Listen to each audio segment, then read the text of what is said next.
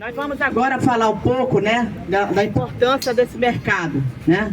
Vamos ver o que nós tínhamos, né? Final do século XIX, de século XX. Que momento é esse, gente? Né? Momento da economia da borracha, na Amazônia. Belém era uma das principais cidades, né, desse período, né? E aí, dentro do processo da economia da borracha, o que acontece, né? Como a população da Amazônia ela cresce muito, né, era necessário criar um projeto para a alimentação dessa população, né? E um projeto que vai ser criado vai ser uma estrada de ferro de Belém até Bragança. Vocês já ouviram? Sabiam que teve uma estrada de ferro, Belém a Bragança? Nossos pais e avós e bisavós usaram muito, com certeza, né? Minha mãe ainda tem memória, né, dessa estrada de ferro. Muito bem, então a estrada de ferro, a ideia era colocar colônias, né, da produção agrícola nessa estrada de ferro, e vieram muitos nordestinos. Os meus avós maternos vieram nesse período, né, vieram lá de Alagoas, vieram lá de Sergipe, para produção agrícola, para abastecer Belém e as outras cidades. Porque todo mundo que estava, né, no interior da Amazônia, na economia da borracha, estava voltado para a atividade extrativista. Era, inclusive, proibido, né, de desenvolver qualquer atividade agricultura. Por quê? Eles poderiam se livrar do sistema. Porque nesse período, que era o sistema do aviamento, era um sistema de semi-escravidão. Por isso que a borracha não vai enriquecer a Amazônia.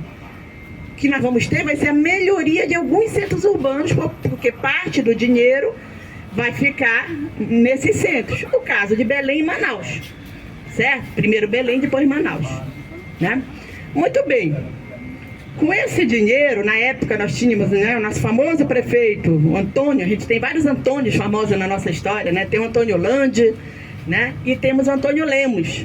Antônio Landi era o arquiteto italiano, né, lá do século XVIII. E temos o Antônio Lemos, que era que foi o que corresponderia hoje a prefeito, né? Ele era o intendente municipal. Com parte desse recurso, então, da economia, que vai ficar aqui, né, em Belém, aqui vai estar concentrado os barões da borracha, né, a exportação, né? Ele vai fazer, então, uma reforma em Belém, né? Que é essa reforma que nós temos, que é o período que nós chamamos, que é o período da Belle Époque, né? Porque nesse momento, final do 19, início do 20, o que era representativo em termos de cidade no mundo era Paris. Então a ideia era fazer aqui uma Petit Paris, uma pequena Paris, né? Como é que isso vai estar hoje ainda? A gente encontra na cidade grandes avenidas arborizadas, Boulevard Castilho França, por exemplo, né? Bondes, a linha de bondes ela passava por aqui também, né? A rede de esgoto do centro lá de Belém, ainda é desse período também. Espaços culturais, o maior exemplo disso é o Teatro da Paz, né? Porque era onde a burguesia se reunia para ver os grandes espetáculos. As óperas vinham direto da Europa. Tanto que os teatros de Belém e Manaus são mais antigos do que o de Rio e São Paulo, né? Belém, 1876, para vocês terem uma ideia. Do Rio é 1909 e de São Paulo é 1911. Então, nosso circuito aqui era direto com a Europa. Até porque, fisicamente, nós estamos mais próximos Não tínhamos avião, evidentemente, a circulação era mais próxima de Lisboa, né? Isso é interessante, né? Isso só vai mudar depois, evidentemente, da década de 50 para cá, quando entra a questão das estradas. Bom, nesse contexto da estrada de ferro, os produtos chegavam aqui, era necessário, então, se pensou na construção de um mercado, né, que pudesse justamente ser o local de chegada, né, desses produtos, e que daqui pudesse circular, ser comercializados os produtos na cidade, circular para as outras cidades, né?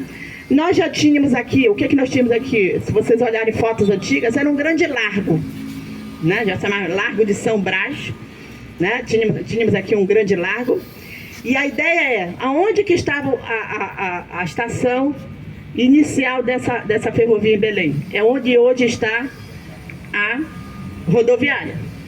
Infelizmente foi destruída, era uma estação belíssima. Quando vem as estradas, na década de 50, 60, muito desses nossos patrimônios foram considerados velharia, um atraso, então foram destruídos. E ela foi destruída e foi colocada essa coisa horrorosa que tem, que é essa rodoviária, né, de Belém. Vocês podem procurar fotos também, vocês vão ver como é que era a nossa, né, estação da Estrada de Ferro. Então, bem aqui próximo, né? E aqui o mercado. Bom, nesse período, Belém, nós tínhamos grandes engenheiros fazendo obras aqui, né? Engenheiros locais, Francisco Bolonha, vocês conhecem o Palacete Bolonha, né? E tínhamos alguns engenheiros também italianos. A nossa tradição com os engenheiros italianos, né, é grande. Porque tem um italiano ali, né, que ele está falando ali, está presente aqui hoje. A nossa tradição com os engenheiros italianos é grande, vem lá do Antônio Landi, né? E aqui a gente vai ter, nesse momento, o Felipe Santoro, né, que vai fazer algumas obras monumentais. Uma outra que eu posso lembrar para vocês é ali onde hoje está o museu da UFPA, que fica ali na Generalíssimo com a José Malcher, tá? Visualizaram? Museu da UFPA, né? Ali era uma casa residencial também de um senhor que havia enriquecido, né, com a borracha, e a UFPA passa lá, né, aquele prédio vai passar para a UFPA na década de 60, ali foi a reitoria da UFPA, até antes de ir para o campus, né, e depois se transformou no museu da UFPA, é uma das obras dele. E aí, o Felipe Santoro é que vai fazer essa obra, né, também monumental, né, é uma obra que a gente pode dizer, ela tem um estilo neoclássico também, né? É um estilo neoclássico, né?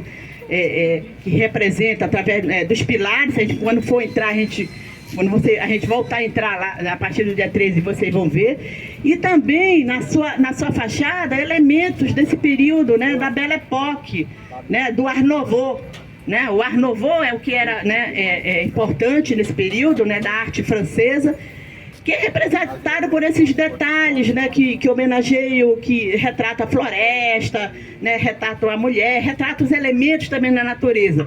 Então, esse Arte Nouveau, ele vai ser muito mesclado também, a forma da construção, com elementos da natureza amazônica, né?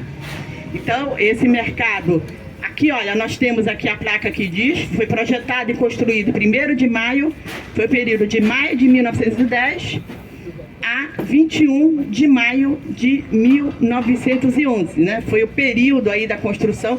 Então é um mercado aí que já vai aí para 114, né? 114 anos, né? Ali também, né, tem olha, o nome ali do Antônio Lemos, né? Aparece ali o decreto, né? A resolução, né, da instalação, então, desse mercado, da inauguração, né? E ele, ao longo desse período, ele teve várias reformas. A última reforma, então, inclusive, foi lá na gestão do Edmilson Rodrigues, quando ele foi lá na década de 80. Vocês lembram aí, quem tem aí mais de 30 anos, pode ter essa memória, né? Na década de 80 ele fez uma reforma, mas não foi radical como essa, né, em termos da questão do uso. A reforma continuou com o mesmo uso dos missionários, e nessa reforma, se vocês lembram, alguns barezinhos foram criados aqui. Eu me lembro que eu frequentei algum desses bares, né? Mas não deu certo, né? Aquela coisa mesmo, e eu acho que o engenheiro Alessandro explicou, o que a gente vai ter de diferente aqui? Vai ser gradeada a praça. Isso é importante dizer porque o uso ele vai ser diferente, não só internamente, evidentemente. Uma preocupação agora, sempre nossa, era saber se ia ter um processo de saída dos permissionários. Então, a informação que a prefeitura me passou é que não, a informação que o engenheiro Alessandro me passou é que não. Eles vão ser, na verdade, realocados, né? Eles vão sair do prédio principal e vão para o prédio anexo. Porque quando essa saída, a gente acha muito ruim, porque é o que a gente fala que é uma gentrificação. O que é gentrificação? Quando vem projetos novos e expulsa a população, né? Ou os trabalhadores. Aí, evidentemente, é lógico, precisa todo um trabalho com eles da questão do uso do mercado, né? Que inclui a questão da educação do patrimônio, da educação ambiental, que nós sabemos que é um problema sério na nossa cidade. E isso mesmo é a nossa preocupação em relação ao vero-peso. O vero-peso não adianta mudar só a forma, se não mudar o conteúdo e as formas do uso, o entendimento de que aquele espaço é importante para a cidade. Então não é só pensar em obra, a obra é importante, mas depois a gente ter o conteúdo, como é que vai usar essa obra e valorizar, né, o uso desse patrimônio, né? Então aqui vem com uma forma mesclada do que normalmente, né, tem acontecido, pelo menos a proposta é essa. Normalmente quando se faz essas reformas nos mercados, a tendência é a expulsão e transforma no mercado gourmet. A gente tem alguns exemplos no Brasil que a coisa é mesclada também, né? Curitiba, você tem permissionários lá, mas são permissionários que não são aquela coisa populares, né? Já é um outro tipo, né, de permissão. Quem conhece o mercado lá de Curitiba, São Paulo, né? A mesma coisa, mercado de São Paulo, né? Porto Alegre é um exemplo também, né? Então, essa preocupação de como é que vai ser esse uso e a permanência dos permissionários. E uma parte de todos esses mercados, todos esses têm. Curitiba, São Paulo, Porto Alegre, que me vem à mente agora, né? São esses mercados, temos outros vários, né? Em que entram, né? Então, restaurante, uma área digamos, ligada à questão da cultura alimentar, da nossa gastronomia. E aqui vai ser, né, falou quantos espaços? Quase 50 espaços, não é isso? Que vão ser depois, aí vai ter essa organização social, é o mesmo funcionamento lá da Estação das Docas. E vai ter um gradeamento, e que aí também vai ter impacto, por quê? Isso aqui é um espaço político sempre, né? Inclusive reconhecidamente de concentração da esquerda nas manifestações, né? Então vamos ver também como é que vai ser essa mediação, se você vai ter o gradeamento. É um espaço também de uso do pessoal dos raps também, né? Dos grupos alternativos, né? O pessoal do skate, né? Então, também cabe a nós, enquanto, né, membros da sociedade, acompanhar e dizer, olha, né? E pressionar, ver como é que vai ser. Ainda mais porque nós vamos ter mudança da prefeitura, né? Não vai ser, né? A prefeitura não será mais do arquiteto Edmilson Rodrigues, será agora do Igor Normando. Então, tudo isso nós temos que acompanhar, porque nós somos sociedade civil e a gente que coloca eles lá, né, para decidir isso. Então, isso é importante, estamos aguardando bastante animados, né? Porque, como eu disse para vocês, a gente chegava aqui e só chorava em relação a esse mercado. Aqui, rapidamente, para falar para vocês, nessa praça, né, a gente tem a figura ali que dá o nome da avenida, né? Desculpa, tem a figura do Lauro Sodré, né? O Lauro Sodré, que foi um dos governadores aqui do estado do Pará. Ali naquele monumento, né? Aquela estátua ali que representa, né, a liberdade. E aonde ele estava falando que aquelas 3 estátuas que eram significativas, elas ficavam ali na parede daquele muro ali onde tem aquele preto, tá? Então o que ela foi? Algumas foram roubadas, restou alguns pedaços dela, né? E eles vão fazer, segundo ele falou, um perfil do que era, né, a representação dela, né? Então, assim, em termos gerais, são essas questões que eu queria falar sobre o mercado. Eu queria chamar o Jefferson, que vai falar, nesse mesmo contexto do surgimento do mercado, surge também que falta fazer esse processo de recuperação, que ela é símbolo também daqui, que é a caixa d'água. Então, eu vou passar para o Jefferson para depois a gente sair. Olá, Testão. Aí vamos tirar foto. Tá certo. Olá, bom dia a todos. Eu vou falar um pouco sobre a caixa d'água aqui do conjunto arquitetônico e paisagístico aqui no mercado, e mais sobre a estrutura dela em si. Ela é feita de ferro forjado, em cima dela, parecendo um OVNI, ela é feita de ferro forjado, e as estruturas embaixo, que são as colunas dela, são feitas de ferro fundido, assim como a sua canalização para abastecer a cidade de Belém, que essa água é extraída diretamente do Utinga. Uma curiosidade bem bacana é que vocês podem ver, repetindo novamente, que parece um OVNI, ela armazena um total de 1.570.000 litros de água. É muita água. Ela foi construída e passou a ser um reservatório de água em 1880 e, posteriormente, ela foi passando por certas administrações.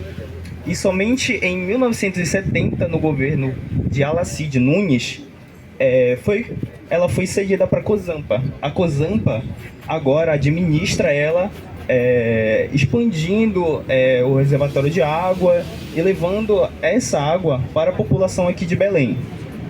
E a partir de 1982 ela foi tombada como patrimônio cultural do estado do Pará.